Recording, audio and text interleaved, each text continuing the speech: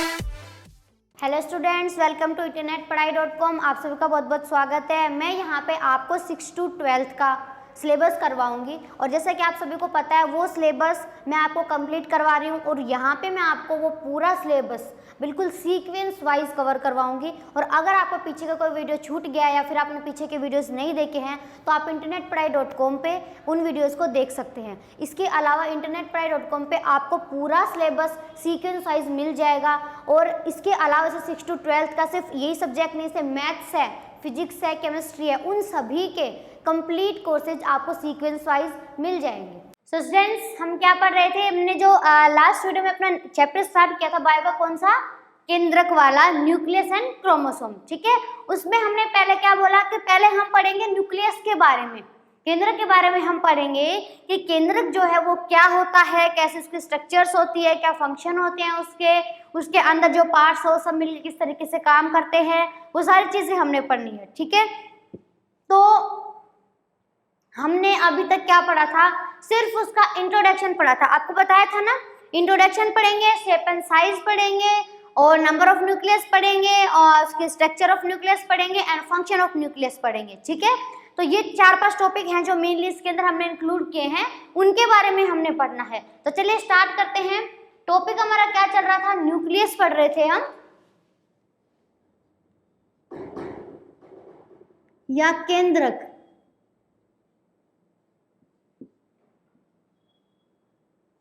इसके बारे में हम पढ़ रहे थे। देखिए, इसके बारे में कॉमन चीजें जो थी मैंने आपको बता दी थी। अभी हमने आगे पढ़ना है। जैसे मैंने अभी तक सिर्फ आपको बेसिक पार्ट बताया इसका कि इसकी खोज किसने करी, किसमें करी, इससे रिलेटेड जो इंपॉर्टेंट वर्ड्स हैं उसकी बात हमने कर ली थी। अभी हमने और भी बहुत सारी प्रोसेस पढ़नी है इसके अंदर। ठीक है, तो आपको एक बात बताऊं मैं कि जैसे हमने आप भी जानते हैं सेल्स, प्रोकैरियोटिक सेल और यूकैरियोटिक सेल, उन दोनों में डिफरेंस होता है। अभी पता है क्या होता है कि जैसे जो सेल है, जैसे यूकैरियोटिक सेल की बात करें, उसके अंदर मेनली अगर हम केंद्रक का उसकी प्रेजेंस देखें तो वो सेंट्रल पार्ट होता है। ठीक है, अब उसके अंदर भी अगर हम देखें जैसे plant cell and animal cell, वहां पे भी उसके प्रेजेंस में डिफरेंस होता है। तो उसी के बारे में हमने पढ़ना है कि कहाँ पे क्या डिफरेंस है, क्या प्रेजेंस है, उसी के बारे में हमने पढ़ना है। आगे जो न्यूक्लियस है उसके बारे में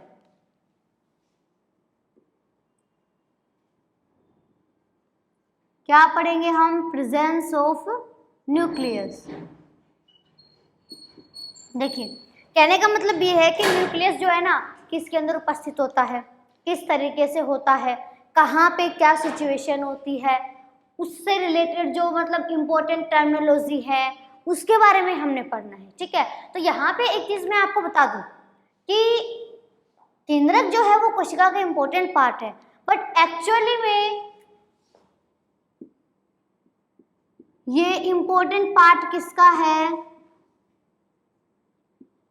nucleus is a important organ of eukaryotic cell. ठीक है, किसका है, यूकैरियोटिक सेल का। समझ में आई बात कि ये एक इम्पोर्टेंट पार्ट है कौन से कोशिकाओं का, जो यूकैरियोटिक कोशिका है ना उसका बहुत ही इम्पोर्टेंट ऑर्गन है। क्योंकि ये चीज मैंने आपको बताई, आपका क्वेश्चन जो था वो भी इसी से रिलेटेड था, इसलिए मैंने आपसे पूछा था।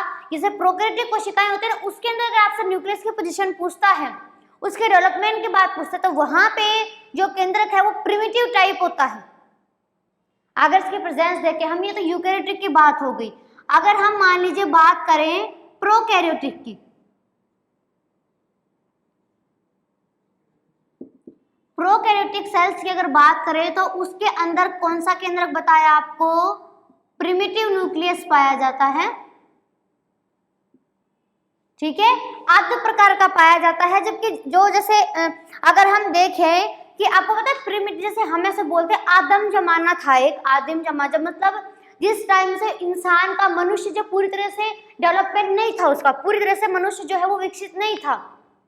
वो अपने जैसे चारों, जिस तरह से अपने जो हाथ भी है इन पे भी इस तरीके से चारों पार्ट जो है ऐसे, जिनको चारों हाथों को रख के वो कैसे, सॉरी, हाथ पैर दोनों को रख के चलता था, ठीक है। टेट्रापोड्स के जैसे मतलब चारों हाथ पैर हो गए, वो पैरों के सारे काम कर रहे हैं, उसको खाना नहीं बनाना आता था, उसको आग नहीं जलाना आता था, लेकिन धीरे धीरे विकास होता गया और वो आज इतना मैच्योर है कि वो बाकी सभी से बहुत ज़्यादा माइंडेड है, ठीक है।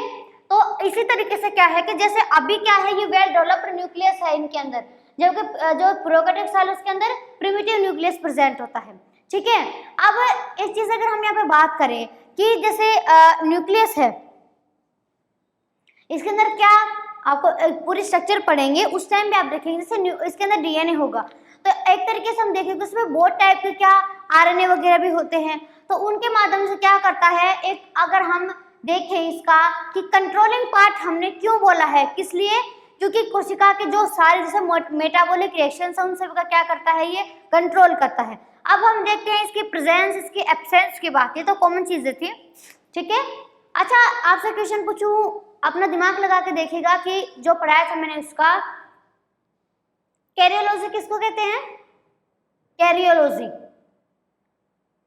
नाम क्या है, न्यूक्लियस या कैरियोन या केंद्रक, उसी का अध्ययन क्या कहलाता है, कैरियोलॉजी कहलाता है, ठीक है। अगली चीज हम क्या देखते हैं, देखिए आप ऐसे देखते हैं कि यूकैरियोटिक कोशिका और प्रोकैरियोटिक कोशिका, उनके अंदर न्यूक्लियस की पोजीशन देखी है हमने।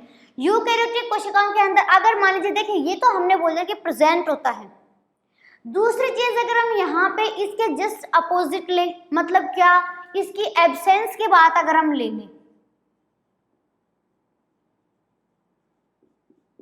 तो ये तो चीज आप भी जानते हैं कि हमारी जो बॉडी होती है वो छोटी छोटी कोशिकाओं से मिलकर बनी होती है, जो कि बहुत इंपॉर्टेंट पार्ट है। और इसी तरीके से क्या होता है, हमारे शरीर का पूरे का फॉर्मेशन होता है, सभी अपना अपना काम करते हैं। बॉडी के जो ऑर्गन्स होते हैं वो, जैसे कोशिका के अंदर ऑर्गन प्रेजेंट है, वो सभी अपना काम करते हैं। कंट्रोलिंग पार्ट जो है वो अपना काम करता है, बाकी कोई पार्ट कुछ काम कर रहा है, कोई कुछ काम कर रहा है, वो चीज ठीक है।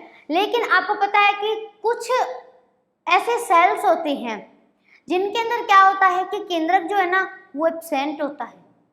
माना ये सेंट्रल पार्ट है, कंट्रोल करने वाला है, लेकिन क्या होता है कि यहाँ पे कुछ ऐसी कोशिकाएं हमें देखने को मिलेंगी जिनके अंदर ये क्या होता है, एब्सेंट होता है, ठीक है। समझ रहे ना आप, कंट्रोल पार्ट है, हमने बताया ना कि मेटाबॉलिक रिएक्शंस जो होती है वो क्या करता है, ये कंट्रोल करता है। दूसरी चीज यहाँ पे क्या आती है कि जैसे हम इसके स्ट्रक्चर वगैरह देखते हैं, तो पूरा जब पार्ट जब हम इसके स्ट्रक्चर देखेंगे तब हमें पता चलेगा किस तरीके से किसके अंदर एब्सेंट होता है, कहाँ पे प्रेजेंट होता है, इसकी स्ट्रक्चर कैसे होती है, मेम्ब्रेन के बेसिस पर कई टाइप का देखेंगे।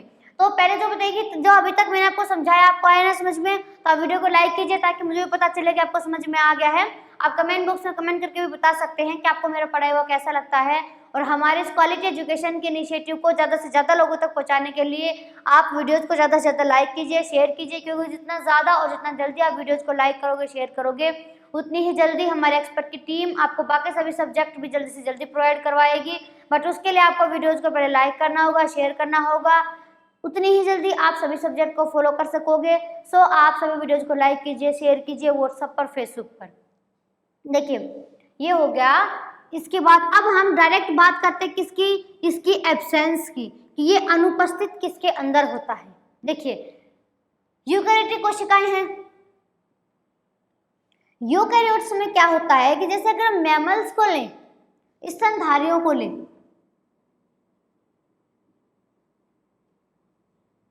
किसकी बात कर रहे हैं, मैमल्स में। तो एक चीज आप भी जानते हैं कि आप भी पढ़ते आए हैं आरबीसी, ब्लड के अंदर आरबीसी, डब्ल्यूबीसी, प्लेटलेट्स। तो वहां पे क्या होता है कि जो आरबीसी होती हैं, किसकी बात कर रहे हैं, मैमल्स में आरबीसी, जानते हैं ना, रेड ब्लड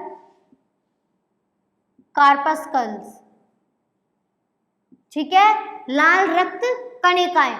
तो उन लाल रक्त कणिकाओं के अंदर क्या होता है, केंद्रक एब्सेंट होता है, ठीक है, उनके अंदर न्यूक्लियस नहीं पाया जाता है। एब्सेंस के बाद बताइए, एब्सेंस ऑफ न्यूक्लियस, स्तनधारियों की आरबीसी में रेड ब्लड कार्पस्कल्स जो होती हैं उनके अंदर ये क्या होता है, एब्सेंट होता है।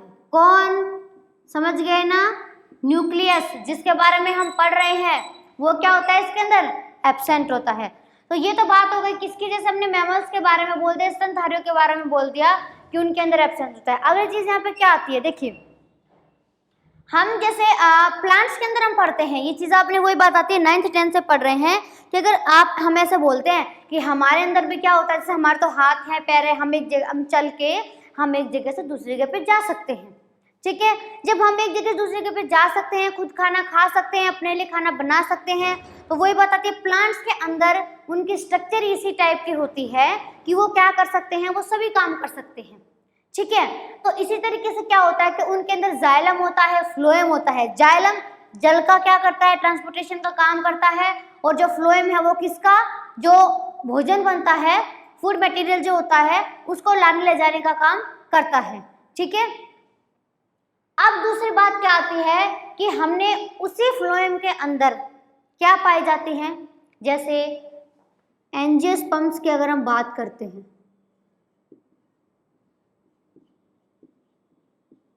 ठीक है, एंजियोस्पर्म की बात करते हैं, वो भी यहाँ पे हिंट आपको याद रहेगा फ्लोएम का। क्या होता है कि उनके अंदर सीव ट्यूब्यूल्स पाई जाती हैं, मतलब जिनको हम परिपक्व चालनी नलिकाएं बोलते हैं, ठीक है। क्या बोलते हैं, मैच्योर सीव सेल्स, परिपक्व चालनी नलिकाएं क्या होती हैं,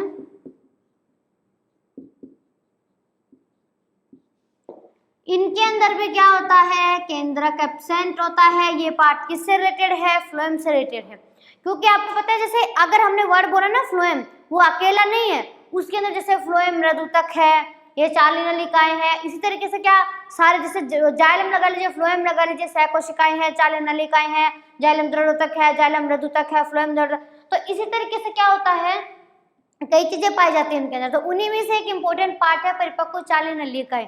तो उन चालनी नलिकाओं के अंदर क्या होता है कि ये जो केंद्रक है वो एब्सेंट होता है। ये नलिकाएं आप याद कैसे रख सकते हैं, जाइलम फ्लोएम का तो पता है ना आपको, तो फ्लोएम से रिलेटेड होती हैं ये, ठीक है, यहाँ तक तो कोई प्रॉब्लम नहीं है। नेक्स्ट चीज क्या आती है कि अगर हम एक चीज देखें कि प्रोकैरियोटिक सेल्स के लिए हमने बोला, प्रोकैरियोटिक जो कोशिकाएं होती हैं उसके अंदर अगर हम न्यूक्लियस की बात करें,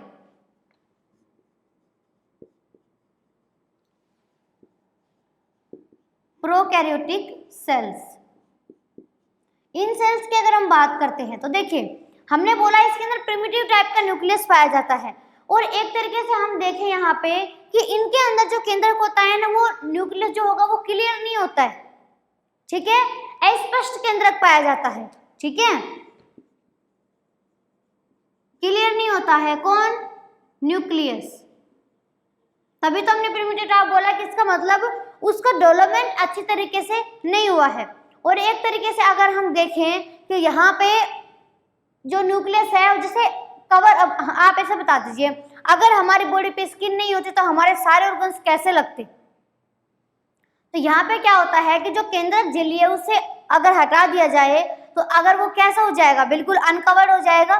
तो वो जो स्ट्रक्चर है वहां पे उसको क्या बोला जाता है, उसको एक दूसरा ही नाम दिया जाता है, न्यूक्लियोइड। न्यूक्लियस का विकास पूरी तरीके से नहीं हुआ है, झिल्ली नहीं है, केंद्रक झिल्ली रहित है, और जब कैसा है वो न्यूड है एकदम, तो उसको क्या बोलते हैं हम, उस पार्ट को उसको क्या उसको हम न्यूक्लियोइड बोलते हैं। या फिर एक तरीके से हम देखें तो उसको हम क्या बोल सकते हैं, उसको हम प्रोकैरियोन भी बोल सकते हैं।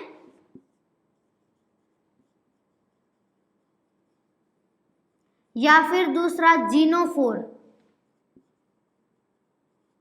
ठीक है, किससे रिलेटेड है, प्रोकैरियोटिक कोशिकाओं के अंदर बताया कि जो न्यूक्लियस है वो क्लियर नहीं होता है, क्लियर नहीं होता है, केंद्रक झिल्ली क्या होती है उससे रहित हो जाता है, तो एकदम न्यूड हो जाता है। तो जैसे सारे पास डीएनए वगैरह कुछ भी है वो कैसे बिल्कुल नग्न रूप में उपस्थित होते हैं, तो उसको क्या बोलते हैं, उसको न्यूक्लियोइड बोलते हैं, प्रोकैरियोन बोलते हैं या जीनोफोर बोलते हैं, एक ही बात है। याद कैसे रख सकते हैं, प्रोकैरियोटिक कोशिकाओं में है तो अपन आराम से इसको प्रोकैरियोन बोल सकते हैं। तो आगे नहीं इतना पार्ट समझ में ये था इसके प्रेजेंस इसके एब्सेंस के बारे में कि क्या कहाँ कहाँ प्रेजेंट होता है, क्योंकि पक्का क्वेश्चन पूछा जाता है इसके प्रेजेंस में से, कहाँ प्रेजेंट है। प्रेजेंट का तो पता होता है लेकिन हमें ये नहीं पता होता कि ये एब्सेंट किसके अंदर होता है, ठीक है। तो उम्मीद करती हूँ ये सारा जो मैंने समझाया आपको समझ में आ गया होगा। अब बात आती है आपके आज के क्वेश्चन की। आपका जो आज का क्वेश्चन है वो ये रहेगा कि जैसे एक वर्ड है न्यूक्लियोप्लाज्मिक इंडेक्स, आपको बताना है इसका सूत्र दिया किसने था। कमेंट बॉक्स में कमेंट करके बताइए कि इसका आंसर क्या होगा। अगर आपको मेरा पढ़ाया हुआ समझ में आया, आपको वीडियोस पसंद आया, तो आप वीडियो को लाइक करके बताइए कि आपको समझ में आ गया है। और अगर कोई कन्फ्यूज़न है, कोई डाउट है, कोई क्वेश्चन है, तो आप कमेंट बॉक्स में कमेंट करके बता सकते हैं। यहाँ पे आपके हर क्वेश्चन का रिप्लाई दिया जाएगा। और यहाँ मैं आपको 6 to 12 का कंप्लीट सिलेबस करवाऊँगी। और इसके अलावा सिर्फ यही नहीं, आपको 6 to 12 के सभी क्लासेस के सभी कोर्सेज, सभी सब्जेक्ट के वो आपको सीक्वेंस वाइज प्लेलिस्ट में मिल जाएंगे internetpadhai.com पे। इसलिए ना तो आपको कोई टॉपिक सर्च करने की ज़रूरत है, ना आपको कोई दूसरा ट्यूशन क्लासेस जाने की ज़रूरत है, ना पैसे वेस्ट करने की ज़रूरत है। पर इसके लिए आपको हम कंप्लीट मैटर दे रहे हैं, लेकिन आपको वीडियोज़ को ज़्यादा से ज़्यादा लाइक करना होगा, शेयर करना होगा, क्योंकि जितना ज़्यादा आप वीडियो को लाइक करोगे, शेयर करोगे, हमारे एक्सपर्ट की टीम उतनी ही जल्दी आपके सभी क्लासेस के अदर सभी सब्जेक्ट उनके कंप्लीट कोर्सेज आपको प्रोवाइड करवाएगी, वो भी सीक्वेंस वाइज। और आपको पूरा मैटर जल्दी से जल्दी प्रोवाइड करने की पूरी कोशिश की जाएगी। वो आपको internetpadhai.com पे पूरा मैटर प्रोवाइड करवाएंगे। और अगर आपने सब्सक्राइब नहीं किया है तो कर दीजिए, और साथ में बेल आइकन को ज़रूर प्रेस करिए, ताकि आपको डेली अपडेट्स मिलते रहें, चैप्टर टू चैप्टर आपको कंप्लीट सिलेबस मिलता रहे।